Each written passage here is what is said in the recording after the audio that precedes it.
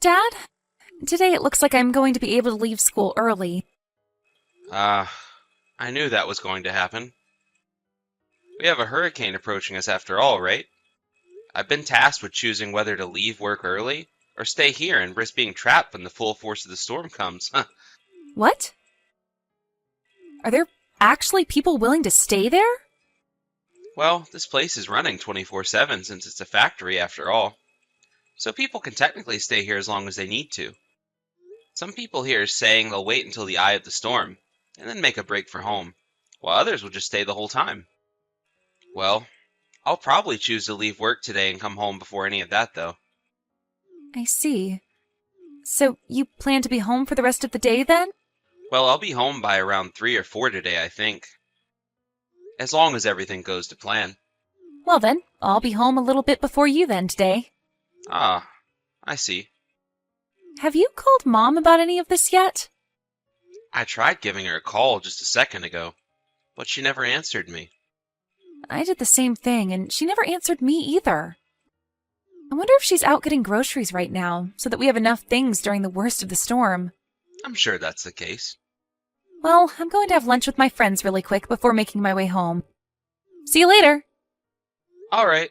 Make sure to have a safe trip home then. Will do.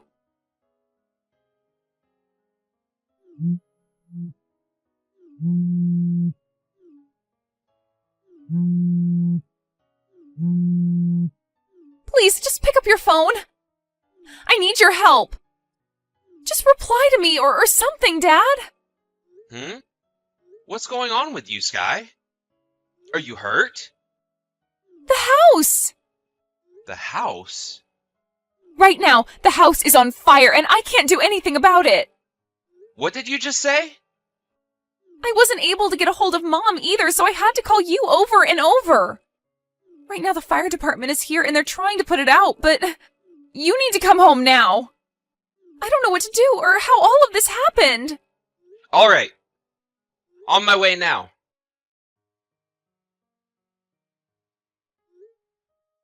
No answer. No answer. Are you all right? No answer. No answer. Where are you right now, Shelby? Oh, hi, Logan. Aren't you supposed to still be at work? It's not good to slack off and try talking to me all day when you work at a factory like that. Where are you right now? Me? I've been off work all day since my part-time job is closed, so I'm just relaxing at home. Huh? I'm not really sure what you're going on about, but I have a fire going right now, so can we talk later? You have a fire going? I'm about to put the pot on the stove to fry some things up, so I was getting the stove nice and hot. We are going to be having corn dogs for dinner today, so I hope you'll be looking forward to those. Uh,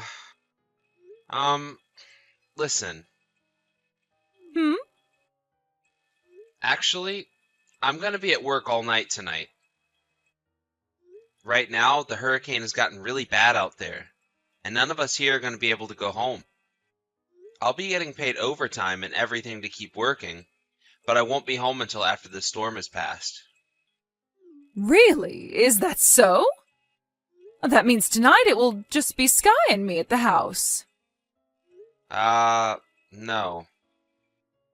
Actually, she is planning on staying at one of her friends' houses. It's a lot closer to her school. Oh? So they didn't get a half day of school today with the whole hurricane passing through?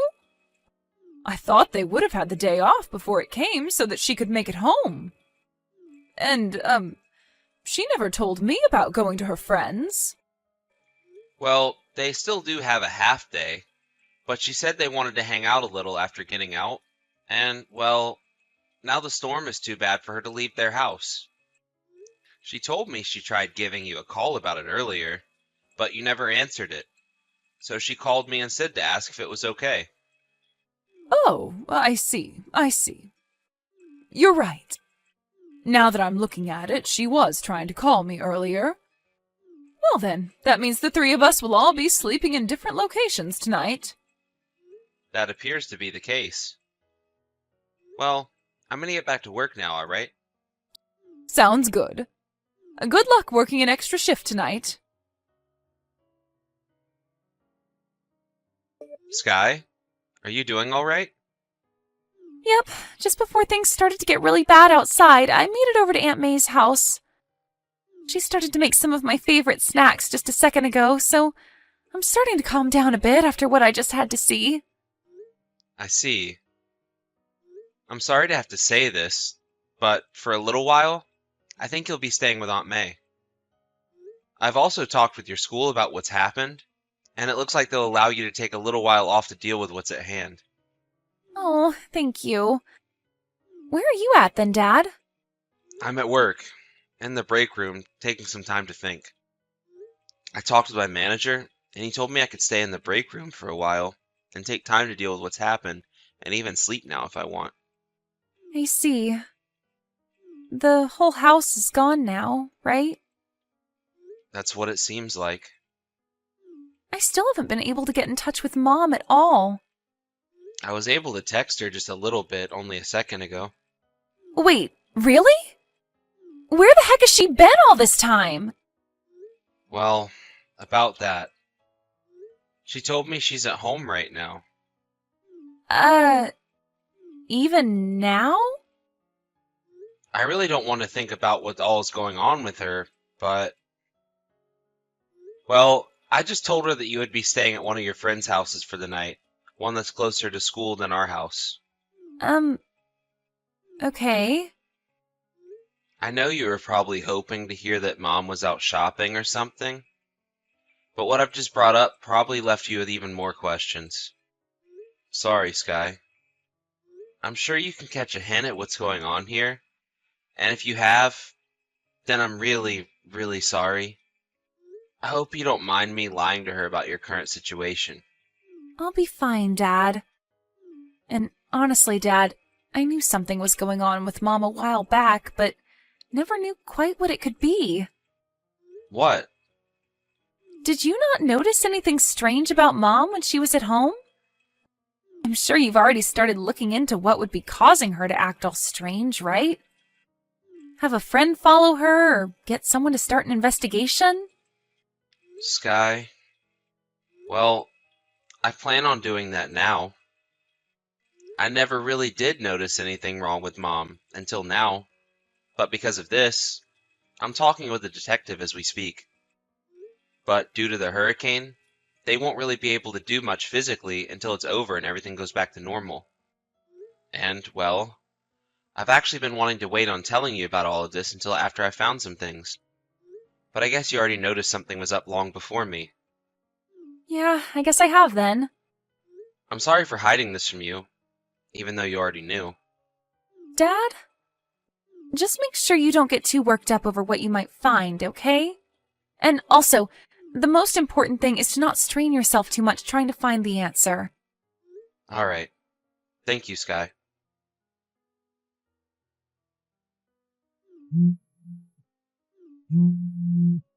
Hey, you! Listen to me, Logan. What has happened here? House? What's happened to our house? Shelby. Hello. Were you able to make it back to the house this morning alright? This is... the house. Our house. Is this what's left of it after burning down? Yes. What you're seeing right now is all we have left of the house. Luckily, there was nobody that got injured or lost their life. But what the fire department told me is that with all the wind, and the fact that nobody was home to take care of the fire when it first started, the whole place was lost. Had it been any regular kind of day, the fire department could have at least saved half the house. But having to battle the fire with the winds the hurricane was bringing, there was not much they could do about it. Huh? Oh, wait a second. When you and I were texting one another yesterday, the house was already gone? Well, that's the case, Shelby. Sorry for texting you after the fire. I'd like to let you know that everything was lost in the fire, and I mean everything. What? What are you talking about? I am shocked to see that the whole house got burnt down and is lost now with everything that was in it. Wait, where is Sky at? Is she all right? I told you already that there were no casualties of any kind. So, she's fine.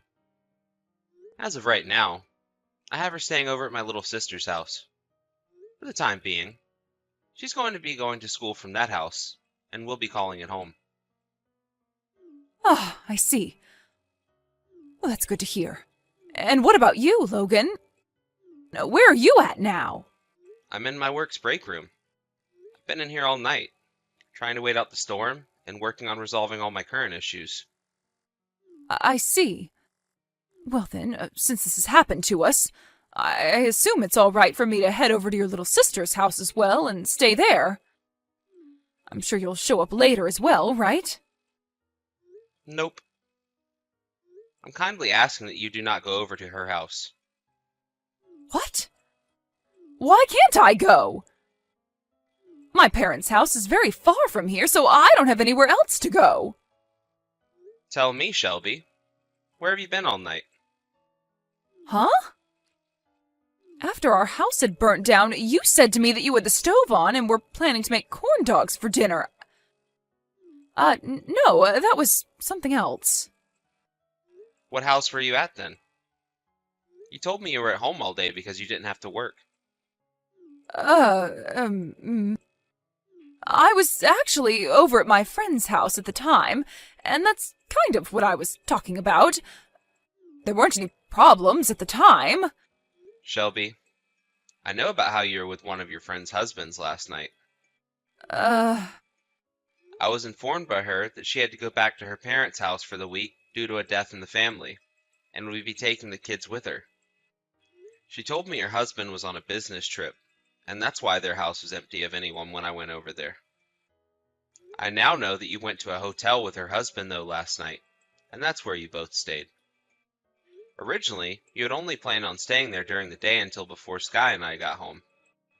But, due to the hurricane, I told you I'd be staying the night at work, and Sky would be at her friend's house.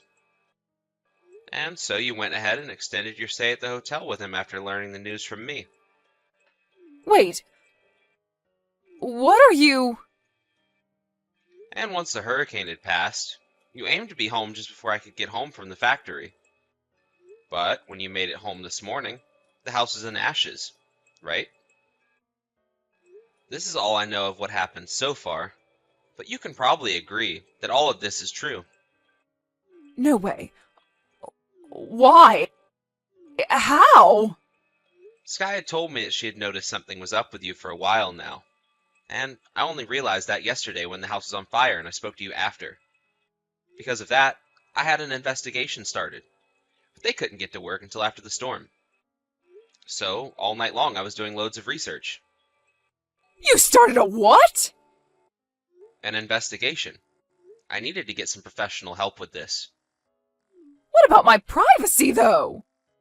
You get no privacy when you start cheating on your own husband. But... Don't worry. Your friend has been made well aware of all of this as well. Huh? What the hell are you doing? As I told you, I wasn't the only one aware of you cheating. Sky has noticed something going on for a long time. Really? I know I'm not the most observant of people, so she must have gotten those genes from you or something. But she was right about what she was thinking, and was ready for a day like this.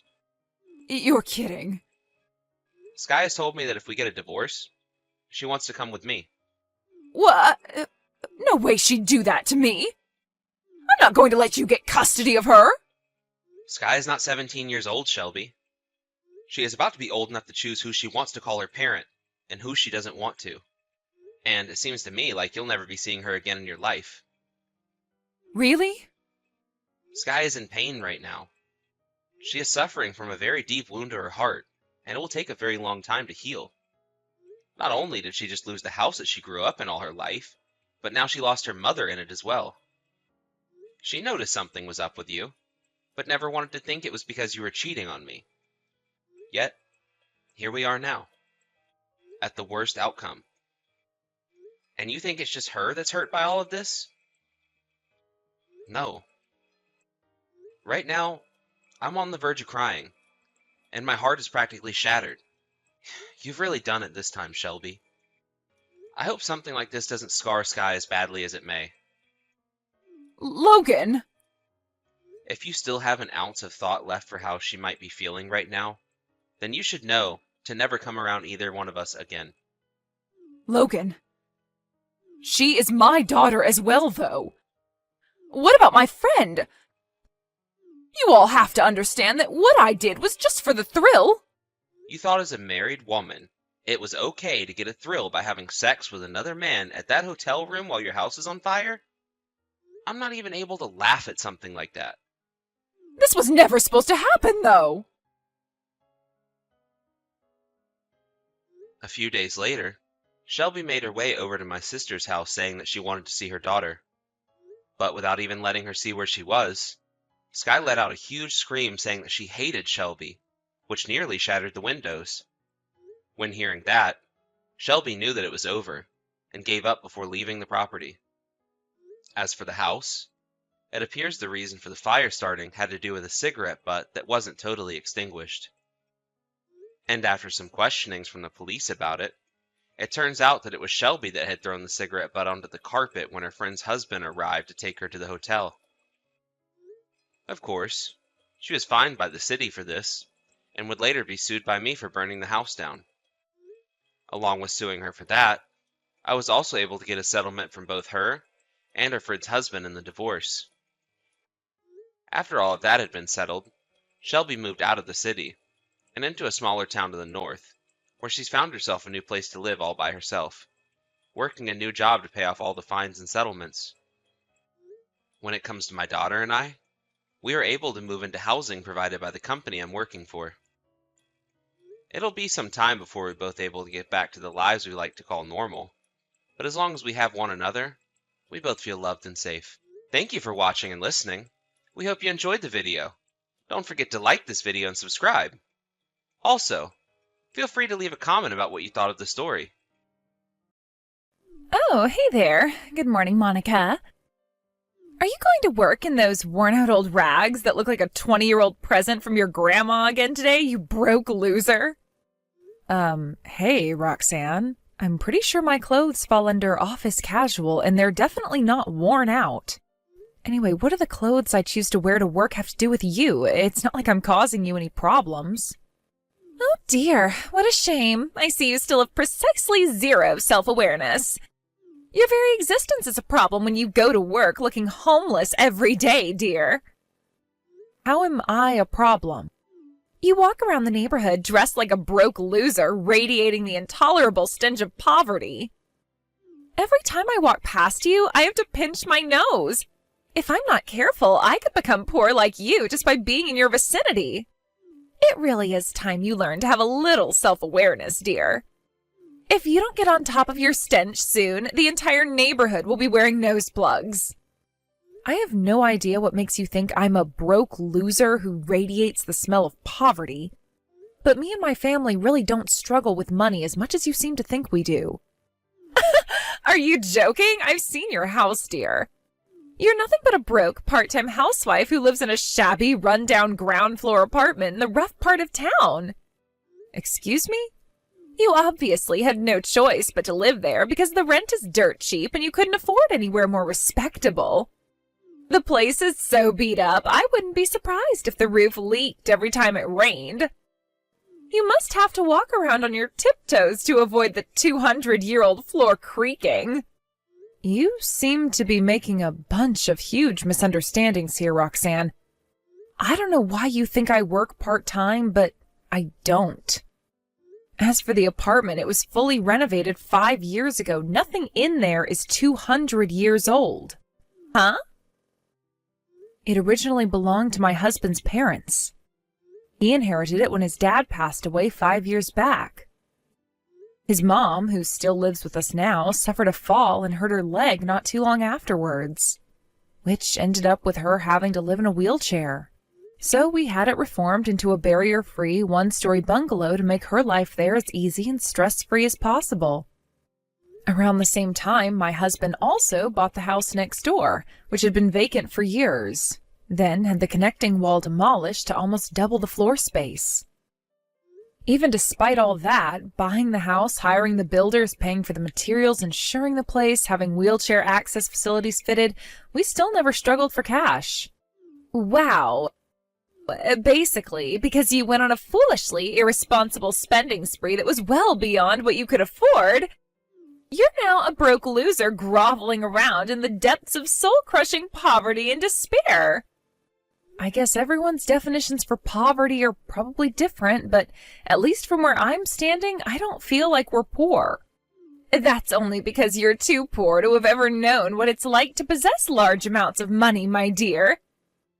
I knew it. Without the sagely advice of someone highly respected, loved, and accomplished like myself, the wife of a CEO, you're not even capable of making even the bare minimum of decisions required to get by in life.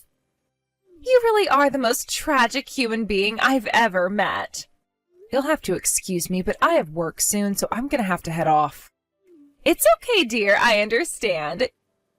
You'll get fired if you don't do as your boss tells you. I get it. It must really suck to be poor. But, Monica, really, I do at least think you should make the effort not to let your poor coworkers catch wind of the foul stench of your poverty. Everyone will be too grossed out to work, and productivity will be down across the board. Oh, that reminds me. Me and the other moms from kindergarten are throwing a New Year's party this Saturday. It'll be held at my apartment. You know, the top floor apartment of the luxury apartment building overlooking the river on 5th Street. But of course, no broke losers will be invited. I can't wait to look down on your pathetic papier-mâché cockroach den from the balcony of my luxury apartment while we sip our $10,000 champagne. We'll be so high up above you, your pitiful excuse of an apartment will look like nothing more than a piece of garbage. Oh, did I tell you our $10,000 champagne will contain specks of gold dust? I know you couldn't possibly imagine what it's like to indulge in such sophisticated extravagance, but hopefully these messages aren't making you too jealous. Oh, of course. If you're absolutely desperate to come to my New Year's party and find out how the chosen few live, you need to get rid of that stench of poverty you radiate by moving up in the world until you make at least $100K a year. Only then will I consider sending you an invite. What on earth do you think you're playing at, Monica? Why would you come to my New Year's party? I made it very clear you weren't welcome. Why would you go out of the way to bug me over messages when we're at the same party? If you have a problem with me, come and say it to my face, Roxanne. That doesn't answer my question. What does a poverty-stricken loser like you think she's doing at a party of a CEO's wife? Anyway, what gives you the right to let yourself into my apartment like this? The roof of this building is a sacred place for the upper crust of society, life's winners like me. Poor people don't belong here, and you're not welcome. Think you had the nerve to bring your husband with you, too. I have no idea how you managed to get past security. But I'd rather you didn't stink out my luxury apartment with the rotten stench of your poverty. I'm going to have to spray some air freshener because of you. What a surprise that was! I genuinely have no idea how a broke loser like you ended up getting into my invite-only party, or what made you think you had the right to come in the first place, for that matter. I made it very clear you were only to come if you made more than $100K a year. That didn't give you any right to pour a bottle of champagne over my head. You unlawfully entered my apartment and you paid the price. I didn't do anything wrong. I was merely defending my property. Besides, I poured that bottle of champagne over your head out of kindness. Kindness? I figured if I could drench you in champagne, it might help get rid of the stench of poverty that follows you around wherever you go. But thanks to your illegal entry into my apartment, my luxury top-of-the-range Persian rug is covered in champagne now. I'll have you know that rug cost $7,000. If you don't compensate me for the damage you've done, I'll be forced to take extreme measures. Obviously, this should go without saying, but a cleaning won't do it. You've ruined the fabric forever, so you need to buy me a brand new rug. I know $7,000 probably amounts to a year's wages for the likes of a broke depth groveler like yourself. And I wouldn't be surprised if you even had to move out of your cockroach-infested apartment and live on the streets to come up with the money, but you should have thought about that before you spoiled my rug. Listen to me, Roxanne. You don't seem to be aware of this, but it was your husband who invited me and my husband. Huh? Initially, we were only supposed to be paying him a visit in his office on the second floor to make a few inquiries. But when we arrived, he told us he had some urgent business to attend to and apologetically invited us to wait for an hour upstairs in your apartment. He appeared to know that me and you are kindergarten acquaintances, so I guess he figured it'd make sense to invite me to your New Year's party to kill some time while he dealt with whatever stuff he had going on. He came up with us in the elevator, let us in, and showed us to the living room before disappearing off somewhere in a hurry. Huh? But what reason could you and your husband possibly have for visiting my husband's company? Your husband said he'd be messaging you about that. Huh? Haven't you heard anything from him? I don't know, maybe in a message or an email? Well, hold on, let me check.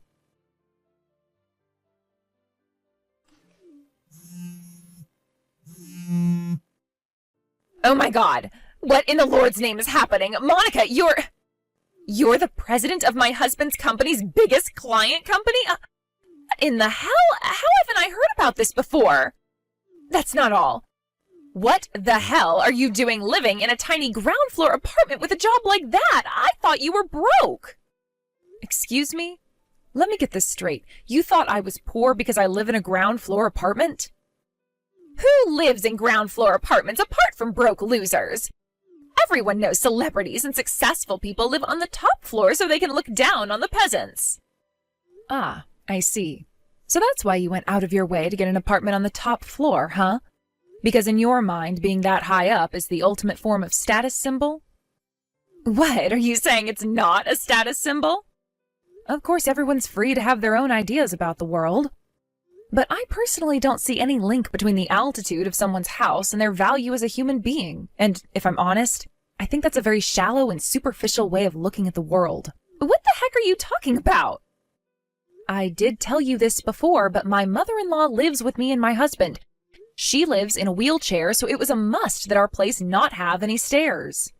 That's why we bought the vacant house next door, had the second floors of both houses demolished, and had it converted into a big, spacious, barrier-free bungalow. Anyway, haven't you heard? Bungalows are in fashion these days. All the celebs and successful people are buying them. Oh my God, are they really? Hey, what's this crap I'm hearing about you terminating your contract with my husband's company?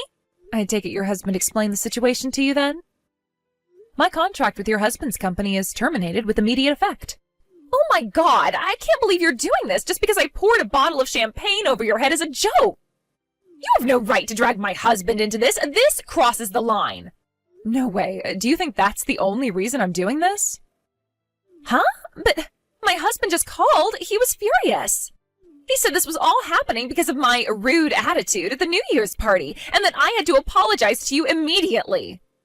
Listen, Roxanne, I'm not going to pretend you pouring a bottle of champagne over my head in front of everyone at your New Year's party has nothing to do with the contract termination. You mean there's another reason? I don't know how your husband explained it to you, but the reason me and my husband visited your husband's office on the second floor was to notify him we were terminating the contract. It was already decided at that point. What? I don't know how much of this I should tell you, since as far as I'm aware, you don't have anything to do with the management of your husband's company.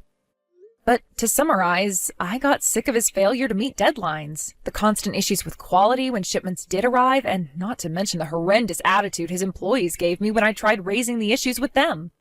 He and his company have been impossible to work with these last 6 months, and it reached the point where I simply couldn't overlook it anymore because it was interfering with our ability to provide quality to our customers. If I'd let it continue, I am almost certain it would have had knock-on effects for our reputation and revenues. After lengthy discussions with my husband, who's responsible for client meetings, and other executives within our company, I decided we had no choice but to terminate the contract. To be honest, I had already made up my mind, but there was a small chance I'd have been willing to negotiate with your husband if he showed sincerity in wanting to improve. Until you poured champagne over my head, that is. With that, I resolved to wash my hands of the both of you for good. Oh my God! Wait, hang on a second. No way! Oh, surely all this stuff with my husband is just business. Why throw away our friendship too? Now I know you're rich and successful, and that me and you are on the same level, we can grow closer than ever before.